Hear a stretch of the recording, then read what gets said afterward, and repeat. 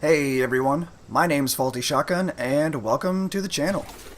So for those of you that may want to start playing the Interceptor for the first time and aren't quite sure what to do about melee, then stay tuned because this build is for you. What I've come up with is an intro build that allows you to be very tanky while also dealing a substantial amount of damage. Now, I realize this build isn't going to be for everyone, and I do have a more advanced, higher damage acid build that I will also be doing a video on later. But for now, this is something I use on Grandmaster 1 and 2 for group play or solo, so let's go ahead and get right into it. First off, I'm going to start with the weapons I use. Radiant Fortress is a great shotgun and allows you to get your shields back when you find yourself in a tight spot and need to recover or just want to sustain in the fight. This also pairs well with one of the components that I will get to later. Rolling Carnage is also a great shotgun to use in place of this if you don't have Radiant Fortress. However, Radiant Fortress is better for this build since it is melee focused. Unending Battle is a machine pistol that gives 110% melee and weapon damage when hitting enemies at close range. I highly recommend you guys try this out. If you find you want more damage in a build, this is the way to go. Close Encounter would also be a very nice option as well if you don't have Unending Battle, and I do swap between the two from time to time. Now when it comes to inscription priority, you have so many roles to choose from and multiple ways to achieve the same effect that I will lay out what I think are best for this type of build. Armor and shield are going to increase the amount of damage you can take before needing to back out of the fight and can sometimes be more important than outright damage if you are new to melee. As of right now, weapons are generally going to give you the biggest stat increase to those areas and is never a bad idea to have a secondary weapon as a stat stick just for the bonus.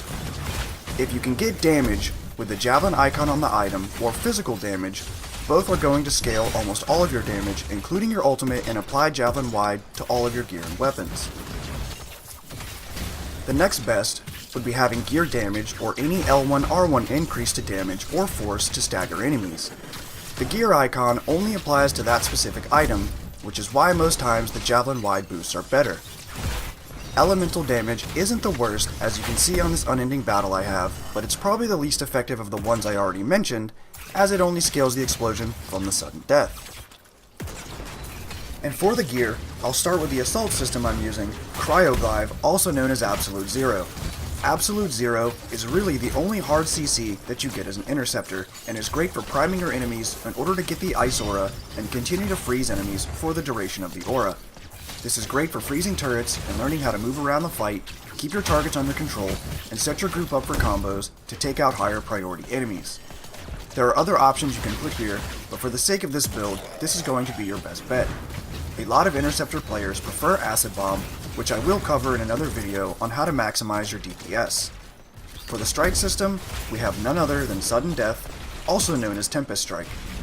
Sudden Death, which also happens to be our detonator for this build, along with the Interceptor's melee passive, will detonate any prime targets. The best thing about Sudden Death is it becomes spammable with charges and allows you to dish out a considerable amount of damage to more than one enemy or mob at a time. It has upfront damage of anywhere from 20 to 100k, depending on the enemy and your build, making it a very hard-hitting ability, as I mentioned. Sudden Death also has an AoE fire proc that can be anywhere from 20 to 30k damage on top of the damage it already does. Comboing a primed heavy armor target, mainly Enforcers, will do massive damage, and the fire proc will do 50% more damage to armored enemies. If you find that you're having trouble with Elementalists or Valkyries, simply kick them from the sky and finish them off with your teammates. Also, don't be afraid to clear trash mobs with this ability, as its recharge isn't very long, especially if you manage to have one with charges. If you don't have a good Sudden Death, or prefer something else, you can try Sharef's Talon, but won't have access to a detonator outside of standard melee. While Sharef's Talon does heal, I've never actually noticed it in my gameplay, but the blast AoE is bigger than Sudden Death, but at the cost of damage and no instant detonation. Conductive Lattice already strips shields, so the electric damage isn't really going to be needed. I'll cover more on that when I get to components. For inscription priority on your gear, there are many variants and ways to boost either a single gear or all damage javelin wide.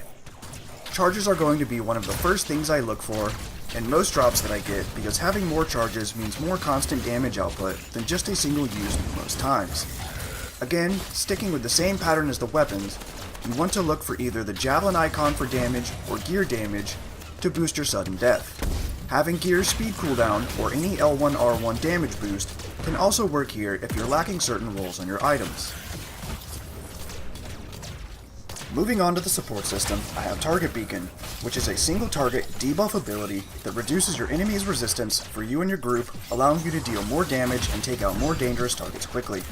If you kill an enemy that has a target beacon on it, the beacon will then jump to the next closest target until running out and needing to be recast. This ability also works on bosses. Rally Cry is the other support ability that you have that can really save your team in a tight pinch. Casting Rally Cry will cleanse you and your team of multiple status effects, including the acid, burning, electrocuted, and frozen status. As far as I'm aware, this is the only thing that procs the survival algorithm component. Inscription priority here is pretty limited and mainly up to personal preference. The things I tend to look out for most are armor and shield if you feel you need a boost in either of those areas. Damage of any sort, whether it's L1 or R1 damage, but for this build, preferably R1 damage, as that's going to scale your sudden death. Again, gear speed for L1 or R1 is never a bad thing, it just means more cooldown for sudden death or absolute zero. A highly looked over stat is repair amount and repair drop rate. These stats will give you more health back when picking up HP and allow you to fight for longer. So last but not least, and probably the most important, are the components. First, we have Way of the Bold. This is our main heal other than health drops and increases the pulse rate of our aura. An example would be if you have an ice aura, it freezes the enemies more often. Way of Resolve gives us a melee damage boost and should always be active through passively triple dashing. Symbiotic Surge is a new masterworked universal component, an upgraded armor reinforcement that I find to be awesome for this setup. It gives a damage boost when picking up health and should be up quite a lot, and it also synergizes with Way of Resolve for more damage. Here, I have a shield reinforcement that gives extra shield along with melee damage. Only the universal components can roll with these stats, and that includes the new Masterwork universal components, so keep an eye out for those. Softened Blows is another new component just introduced and seems to fit the Interceptor very well. Softened Blows gives damage reduction when shields break, allowing you to be tanky or get into a better position to regain your shields and health.